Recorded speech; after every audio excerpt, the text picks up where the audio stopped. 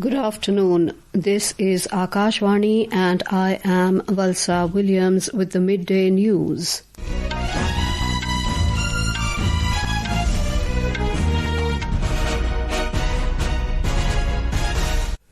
The headlines. Election Commission to publish final electoral roll today ahead of Bihar Assembly polls. India welcomes United States' plan to end Gaza conflict. Prime Minister Narendra Modi terms it viable pathway to peace. Defence Minister Rajnath Singh says interoperability and jointness of Indian armed forces played a pivotal role during Operation Sindoor.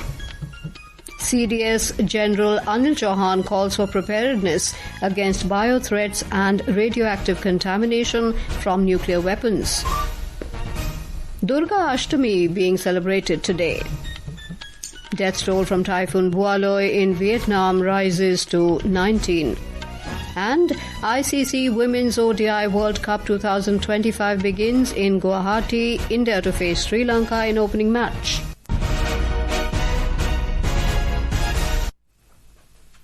The final electoral roll for the Bihar Assembly elections will be published today. The Election Commission will release it online this afternoon. According to the Office of the Chief Electoral Officer of Bihar, physical copies of the electoral roll will be made available with all district election officers cum district magistrates. The final roll will also be provided to all recognized national and state-level political parties. Following the SIR campaign, the draft electoral roll was published on the 1st of August this year. A report.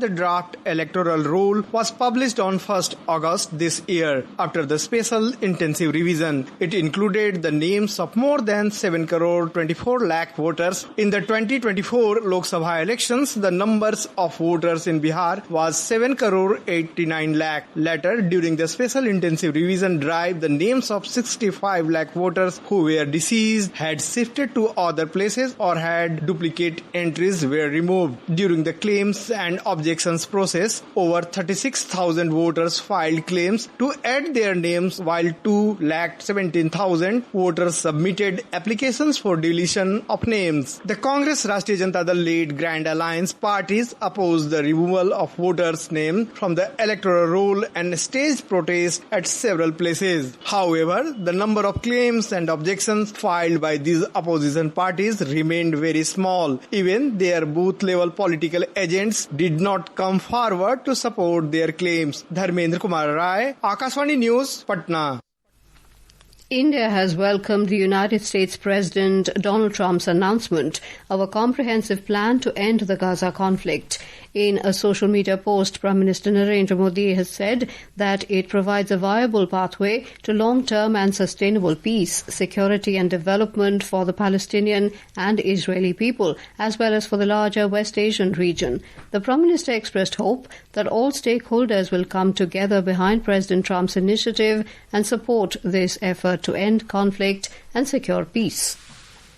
Israeli ambassador to India Reuven Azar has expressed gratitude to Prime Minister Narendra Modi for backing the US-led peace plan aimed at ending the conflict in Gaza. Addressing a press conference today in New Delhi, Azar described the development as historic.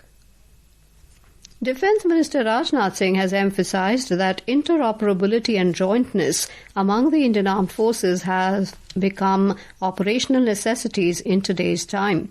The minister said this while addressing the Tri-Services Seminar on Fostering Greater Jointness, Synergy through Shared Learning in New Delhi today. Mr. Singh underlined that threats have become far more complex in the 21st century. He said land, sea, air, space and cyberspace are all deeply interconnected. He further said that during Operation Sindoor, India demonstrated a remarkable display of jointness in its air defence, which proved to be decisive. He added that the Indian Army is considered one of the best in the world and their values and approach are also praised worldwide. Our army is considered as one of the best in the world and their values and their approach is also praised globally. And this service of ours has a glorious tradition of its own. And along with tradition, I believe this has also been our identity. Additionally, their operational techniques, tactics and procedures have also developed through decades of experience.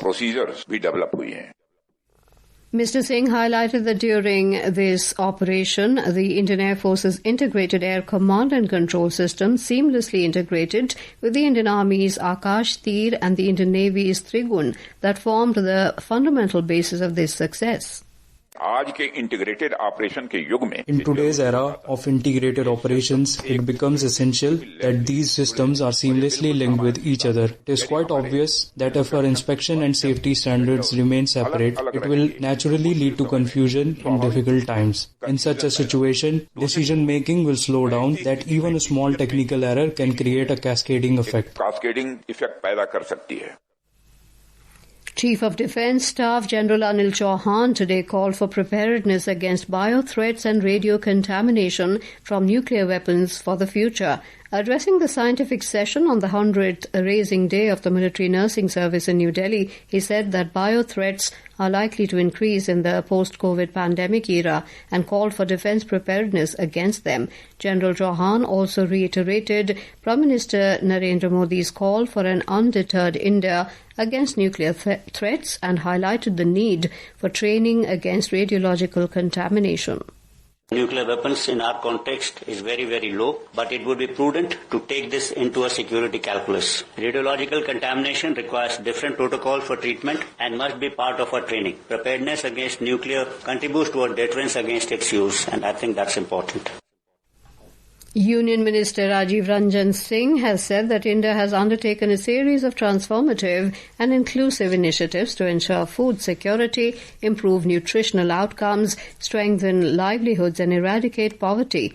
Addressing the second Global Conference on Sustainable Livestock Transformation at the Food and Agriculture Organization in Rome, he highlighted India's farmer-centric initiatives, innovations and transformations that are driving inclusive growth in the livestock and dairy sector in the country. The minister credited India's livestock progress to people-centric policies, global cooperation and the resilience of smallholder farmers. Excellencies, we are committed to making our livestock sector more sustainable, inclusive and resilient, ensuring it continues to improve farmer incomes, support livelihoods, enhance nutritional security and promote environmental sustainability. Guided by the mantra of Seva and Sushasan, that is public service and good governance, the government under Prime Minister Narendra Modi has been working tirelessly to bring transformation and progress.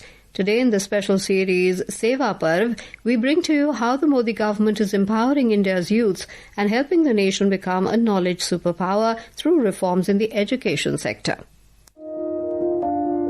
In the last 11 years, Prime Minister Narendra Modi-led government has worked with full dedication to empower the youth by providing quality education, modern skills, employment and required support to become successful entrepreneurs. During the period, India has made rapid progress in strengthening its education system from schools to universities. Initiatives like Nipun Bharat Mission, PM Shri Scheme, National Curriculum Framework and National Credit Framework promote flexibility, multidisciplinarity and internationalization of education. Major reforms and expansions of institutions like IITs, IIMs and AIMS reflect the government's strong commitment to providing quality and future-ready education for all. In July 2020, the government came out with National Education Policy with the aim of bringing various reforms in school education and higher education, including technical education. Addressing the YUGM conclave in New Delhi on the 29th of April this year, Prime Minister Narendra Modi highlighted that the government is modernizing the country's education system to meet the needs of the 21st century. देश में नई national education policy लाई गई है। इसे शिक्षा के global standards को ध्यान में रखकर तैयार किया गया है। नई एजुकेशन पॉलिसी आने के बाद हम भारतीय एजुकेशन सिस्टम में बड़ा बदलाव भी देख रहे हैं। With the government's efforts, the number of higher education institutions including universities and colleges has increased from over 51,000 in 2014-15 to more than 70,000 this year. The medical education has also got a boost. Since 2014, the number of AIMS institutions has increased from 7 to 23, while the number of medical colleges has surged from 387 to over 2,000, offering around 2 lakh medical seats. With these efforts, India is turning its young population into a driving force for a strong and developed nation. GST Bachat Utsav announced by Prime Minister Narendra Modi, which commenced on the 22nd of this month, is benefiting all sections of society. The next generation GST reforms represent a significant step towards simplifying India's indirect tax system. The reforms are bringing substantial relief to citizens by reducing the tax rate on various goods and services. Today we present a report on GST cut in building materials.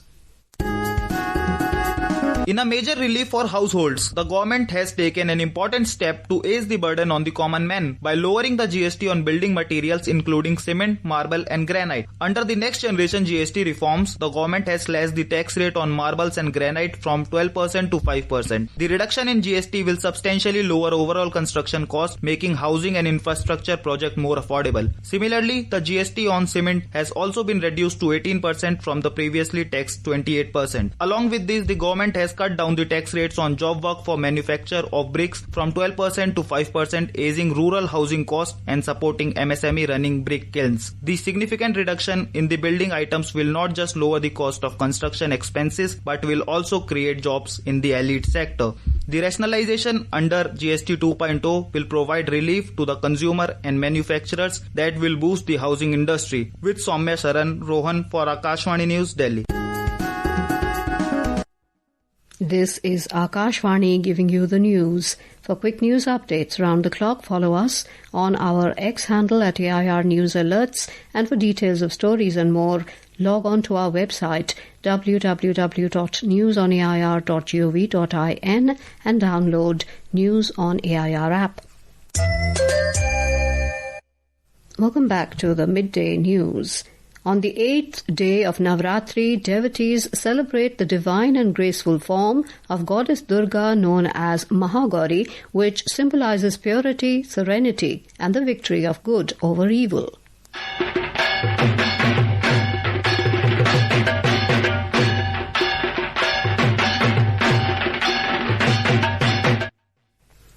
President Draupadi Murmu, Prime Minister Narendra Modi and Union Home Minister Amit Shah extended their greetings to citizens living in India and abroad on the occasion of Durga Puja today.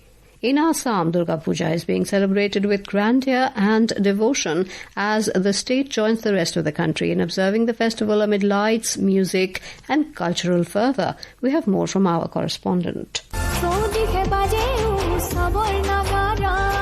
Durga Puja stands as one of the most celebrated festivals of Assam. The capital city Guwahati alone has over 500 makeshift Durga Puja pandals. Almost all the Durga Puja committees across the state design the makeshift Durga Puja pandals with various motifs and themes which are trending across the globe to attract more people into their pandals apart from disseminating constructive messages for the people. Devotees are offering prayers to Goddess Durga in these pandals with devotion and religious fervor. This year, Durga Puja celebrations overshadowed by the passing of the legendary singer Zubin Garg, and almost all pandals are playing his songs and dedicated a special corner to his memory. Aminul Haq Joddar, Akashvani News, Guwahati.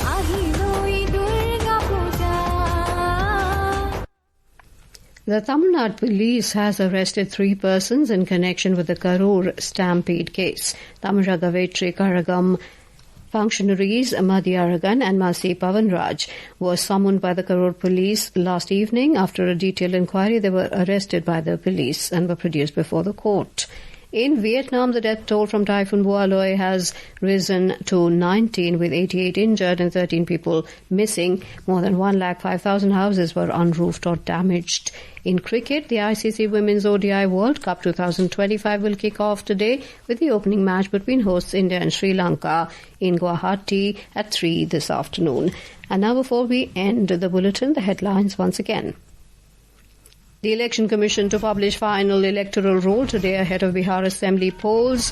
India welcomes US's plan to end Gaza conflict. Prime Minister Narendra Modi terms it viable pathway to peace. Defence Minister Rajnath Singh says interoperability and jointness of Indian armed forces played pivotal role during Operation Sindoor. Durga Ashthmi is being celebrated today. Death toll from Typhoon Bualoi in Vietnam rises to 19. And ICC Women's ODI World Cup 2025 begins in Guwahati, India to face Sri Lanka in opening match.